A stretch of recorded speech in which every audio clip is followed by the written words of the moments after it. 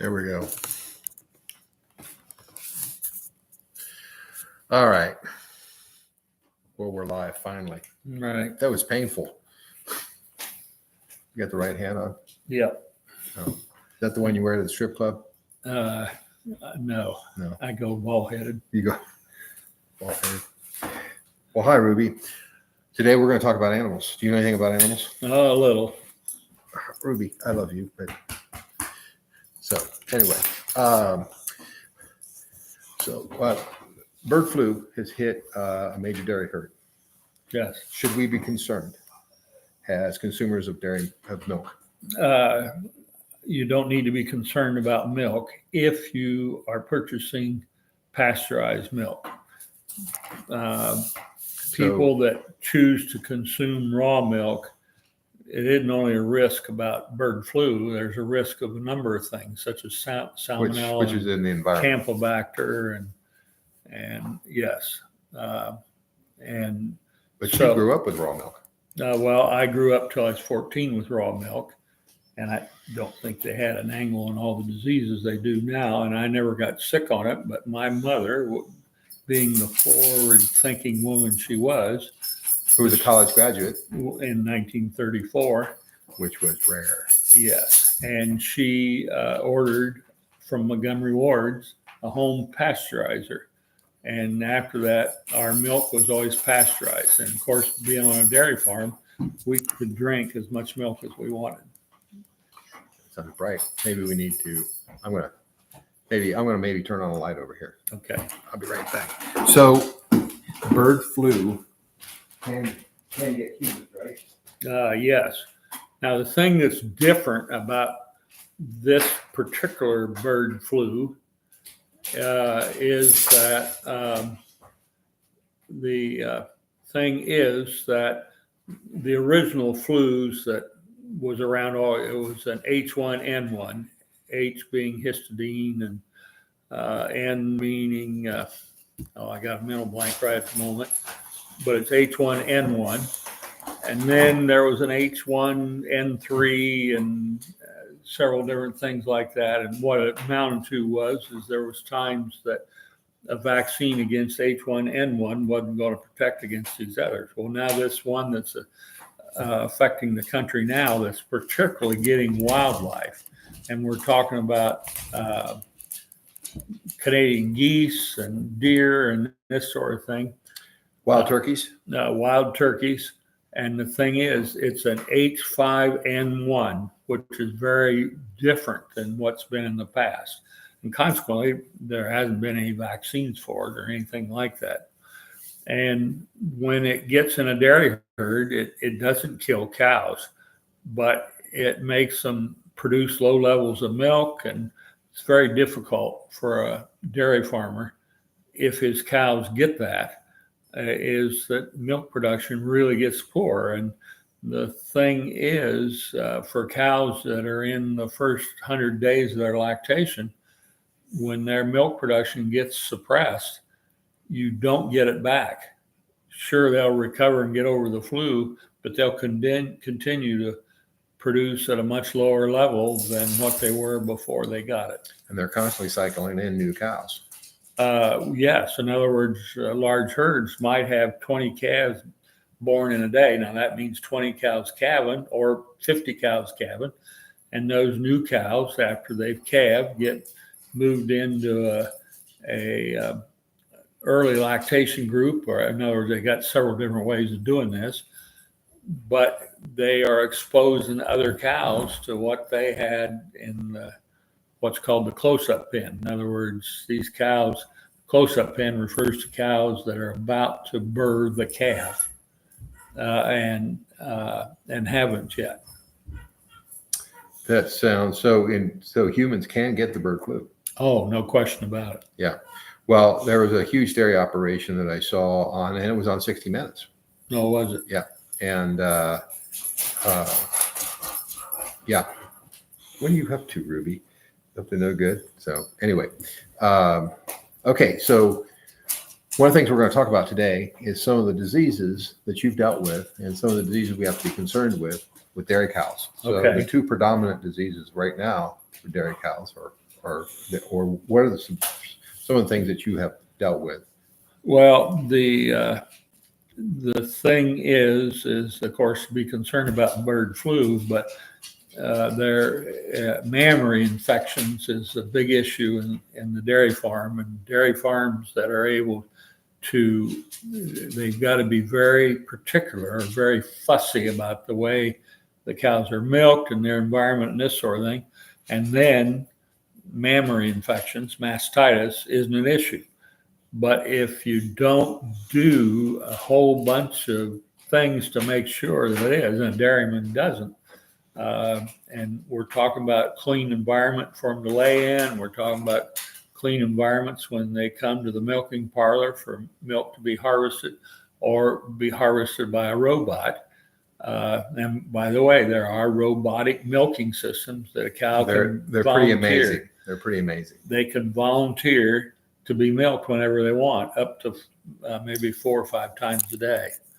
And so they got all these methods of doing this stuff, but I would say that the number one disease in dairy cattle relates to udder health. And there's a whole bunch of different organisms that do that. And Streptococcus, Staphylococcus, Mycoplasma, on and on. There's a whole bunch of things that can be that. And then these diseases also can get in swine operations and other things. And so this bird flu we're calling, this H5N1, can occur in swine. I haven't heard of horses having it at the moment, but I have little doubt. But what if they don't have it? They're going to get it, some of them. And so being exemplary in their care and not, right now this is fair season, and going to the fair with animals, you're at risk. Well, and Kathy Detweiler walked up to me at the fair and said, our kids aren't going to be able to show for their lambs because they got diarrhea and they're sick. So they're only going to be shown. They're really disappointed. Luckily, she has another year to show. Yeah. Yeah. So that's a big concern. Right. Big concern. So, all right. So we talked about dairy cows. What are some of the predominant issues with steers? Well, it obviously isn't Mastitis. isn't mastitis, but respiratory disease is a biggie, and the bacterial infections, which is Pasteurella, is a major one for that. And then there are streptococcal pneumonias and Staphylococcus pneumonia and Mycoplasma. There's a whole list of organisms that can be related to pneumonia. And diarrhea is not only the usual things, but Salmonella is a biggie that to be concerned about, and a number of things related to that as well. Will you tell stories about some of that? Yes. Okay. In that right there. Right. This is not a medical textbook. It's a book of stories of experiences I've had in my career. Some of them are hilarious, and some of them are sad, and some of them are an embarrassment to me because of situations I got myself caught into and so forth. So this book is 67 stories of my career of things that happen. And when we talk about clients and we talk about animals and different things that occurred with them. And that's available on Amazon and on your website. And Yes. If you get your website, you'll sign it. Yes. And website is vacaresources.com. That's Victor Apple, Charlie Apple, resources.com. Okay. So the fair is over now officially in Champaign County. Well, almost over. They got the demolition derby tonight yet. Have you ever seen the combines do the demolition derby? I have. In live? Yes. Wow. I've been That's got to there. be something. The interesting thing is now Champaign County, our animal exhibitions and that sort of thing. It's considered to be one of the top fairs in the state of Ohio. But something that's totally different is Miami County, and their fair will be coming up here shortly. At the end of their fair, they have a combine demolition dervish. Now that's harvesting machines. I'm talking about these big harvesting machines, and they take the big wide platform off the front of them. And generally they don't have a cab on them, or they take the glass out of the cab that they're in. And they literally, half a dozen combines are charging each other and trying to knock their competitors out of the competition to see who wins. Sounds expensive. Well, these combines, I guess if you talk about, they probably are buying them for $1,500, $2,000, something like that. They run. Yes, they run. And these are the old style, the John Deere 45s, the John Deere 55, the Gleaners. and the Gleaners, and, you know, some things like that. Yeah. Combines are probably better part of 50, 60 years old. Well, and you're identifying, I was my dad trained me to run our combine when I was 14. And so that was in the 1950s. And how many rows was that? At that time, we started with a 2-row, and then we went to a 3-row as far as the corn harvesting, and the header for combining wheat and oats and this sort of thing. We had a 10-foot head on the front at one point, and later we had a 12-foot head on the front, 12-foot wide. As far as not like the one that comes out here. No, and out here, the one that comes here, well, there's 2 of them that come usually. It's 42-foot wide.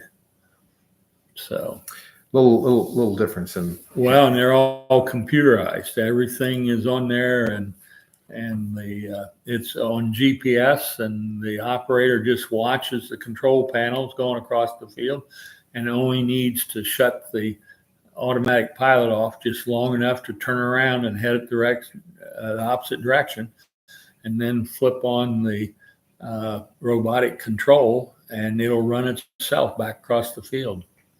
Yeah, it won't be too long before they'll be out in the fields without people. Well, I'm not sure anybody's ready for that. I'm not sure they are, but it's that they're experimenting with it now. Yes. Yeah, pretty fascinating stuff. Okay, getting back to animals at the fair.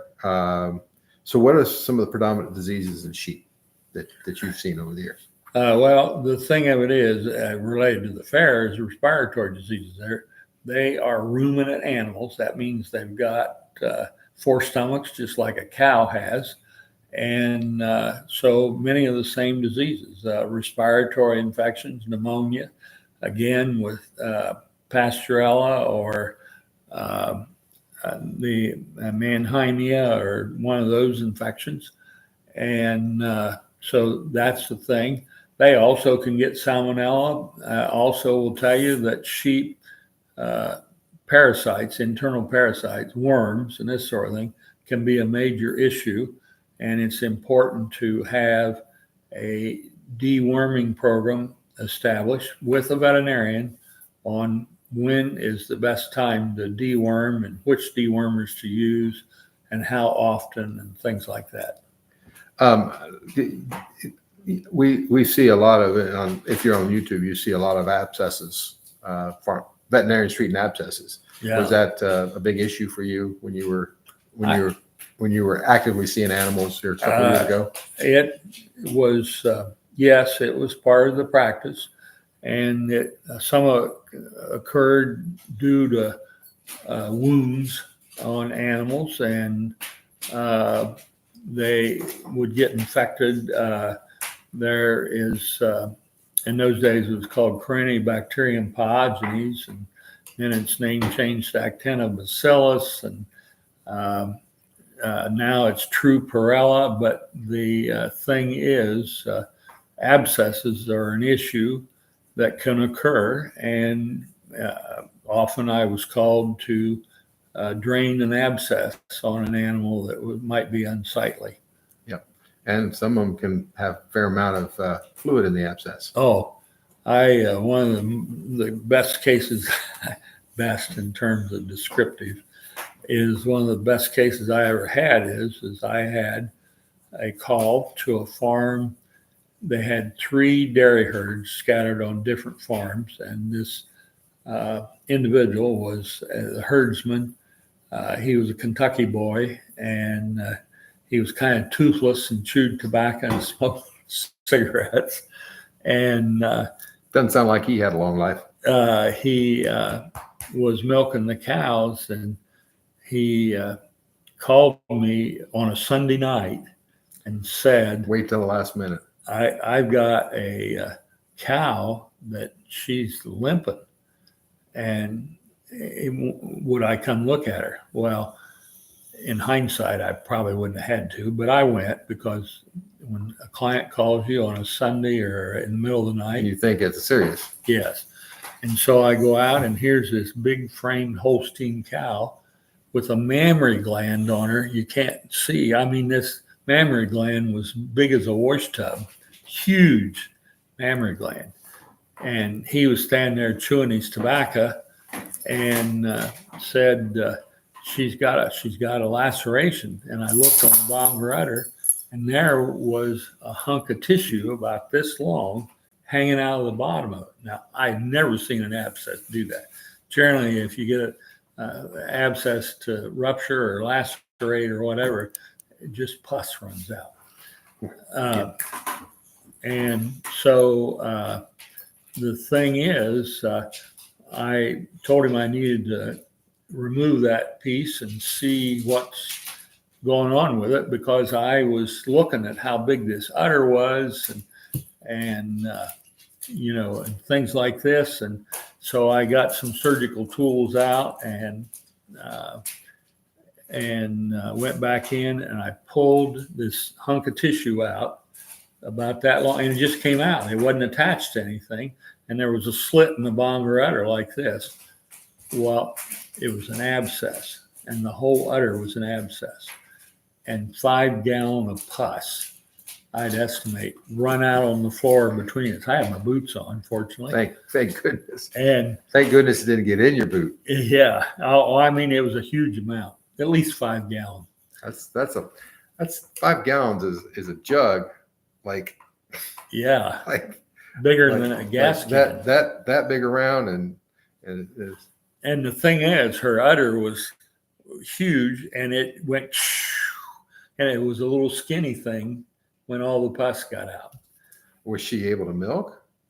She had been milking a little bit, but what they equated that should have been mammary tissue was actually abscess and pus. So this thing probably been going on for a while. Oh, absolutely. And he didn't recognize that when he was milking her in the past. He got a little milk out of her, but he wasn't getting a lot of milk, even though she had a mammary gland that was Ginormous. huge. Yes. And So what do you suppose? Were they able the cow recover, or what was? yeah, she recovered. But was she worth milking anymore? I didn't stick around to find that part out, but I would say she was not. Yeah.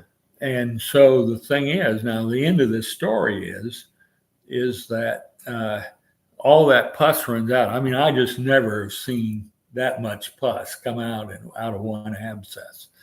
And this Kentucky boy that was milking said, "God, Doc, I'm going to be sick." And he Go went somewhere else. and he went outside and threw up. Oh man, must have had some aroma to that whole thing. Oh, it did. It Yeah. did. And I fortunately had my boots on. Yeah. So you apparently got used to some of the smells you encountered. Oh, there was some terrible ones.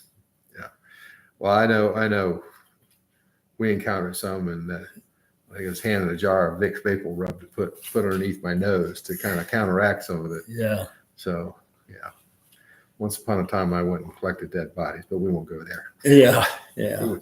It was not good. Well, and I understand a significant part of my practice was to do necropsies. Now, I'm not familiar with that term, but that in essence is like an autopsy. animal died of something, and farmer wants to know, hey, what happened? And is another cow going to catch this? In other words, they were sick. And he was concerned other cows could be getting it. And so to necropsy or do the autopsy on a cow, you open it all up, and it's a major job because you got to cut through the rib cage and the ribs. So you've got significant amount of tools, heavy duty tools. Yes, exactly. So I imagine those are battery operated now. Probably. I didn't have anything battery operated in those days. No, everything was plugged in, wasn't Yes. it? Or Well, I know. maybe operated from a gas engine. It was by hand. A lot of it was Yeah. like cutting the ribs and that sort of thing and laying them back so I can look at all the lungs and the heart, so forth. Yeah. So you didn't do that too often. No, but I'd say I had, maybe not to that extent, but I was doing necropsies once or twice a week, about all year round. Oh, wow. Yeah. Figure out what's going on with the critter. Yeah, right. Wow. So now is that still true today? The herds are a lot bigger, and I They don't take better think care they of do. things, don't they? Yes. The preventative care is much better I today. don't think they're doing that kind of procedures like that, but they still do them. And so there's a lot going on with that. Poultry. So one of the kids in our church had a great week. George Sloan, excuse me, had a great week with his chickens, and we're going to go out and visit them. Oh, okay. Yep. So that'll be now that you're feeling a little better and can get out and about, and we'll make sure that we don't push you over into anything. Okay. Yeah. So what are some of the major? You grew up with chickens too, didn't you? I did. My mother had a 300 laying flock and sold eggs at the back door, and it was my brothers and I. One of us, our jobs to gather the eggs at noon. So when's Jay going to start in with chickens? She's not going to start. So okay. So what are some of the predominant diseases? Well, there's a number of things. Coccidiosis in young chickens, and again, salmonella and things like that are a major issue. And infectious coryza, and there's just a whole bunch of respiratory diseases and that sort of thing they can get. And then there's some genetic diseases that can be involved too. Now, once some of these animals get sick and they're sick, they're not available for food animals, are they?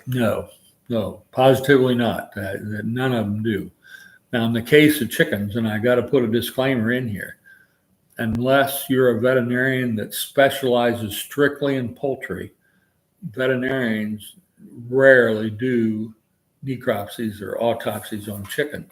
And we happen to have the state diagnostic lab an hour away. And if there are chickens dying, expired, why you take either a couple of the sick ones and 4 or 5 chickens and take them to the state diagnostic lab, and very inexpensively, they'll do a full workup plus do cultures for different bacteria, different viruses, and do the histopathology, looking at the tissues. And they do that all for them very inexpensively. And so most veterinarians in practice really don't have a significant poultry practice. Yeah. Well, like you say, there's millions of chickens out there, tens of thousands of them. Yes. You said that they might make a penny off of each one. Yes. So they got to have a lot of chickens to make some money. Yes, exactly. So, well, and now that you're getting around a lot better, we'll start going out and doing some visits. Okay. With some of our live. We'll have to check to make sure we got good signal so that we can do live. Right. Yeah. So anyway, well, that wraps up today. We'll be back on Monday. Okay. And let's hit that book one more time. Don't forget the book Beyond the Barn, Go buy it right now. Gods in the Cow Paddocks for 50 Years by a country vet. Who do you know? The country vet who wrote it? I had a ghostwriter. You got a ghostwriter? No, he wrote every word of it. Yes, I did. Yes. Ask him about the table of contents. Anyway, we will see you all on Monday. at 5 p.m. Eastern time. Bye Right. now.